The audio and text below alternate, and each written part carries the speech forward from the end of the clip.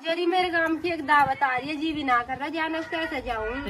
चलिए बड्डी वाली होते टम्पू चले। क्यों बात ना संतोष, गाँव काट काट के हाथ पाँव के कार्य करके बती मेरे गांव की ओर लौटने आ गई, काटेंगी देख के। ए तो हम ना करिए गुड्डू में उना आवे बिसाती वापस 5 रुपया की बासली मिट्टी भी ले लिया लगा के रात को। लोकल नाम है, नाम मटे ओरिजिनल तो मिलती है ना, लोकल चीज लगा के खा फायदा। बड्डी वाली तुम्हारे देवन ने देखी यूट्यूब पे, मैं तो जब से लगे बस वही उपाय करूँ।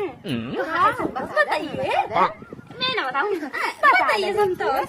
देखो तनक बेमालूम थे उले बेसन और तनक से आलू काट लो, फिर तनक बेमालूम में नमक लाओ, तनक से मिर्च लाओ, हो तो और पकौड़ी बनाए के और बड्डे वाला खवा दियो, फिर ना बड्डे वाला खुश हो तो उला दो क्रीम फेयर एंड लवली। तू भी ना मजाक कर रही है, नो कैरी जोरी मेरी मिर्च कैसे मुंह पे लगाऊंगी। मैं तो भी तैयारी कर दी, जाकर बना के लगाई लूं कभी मुंह पे।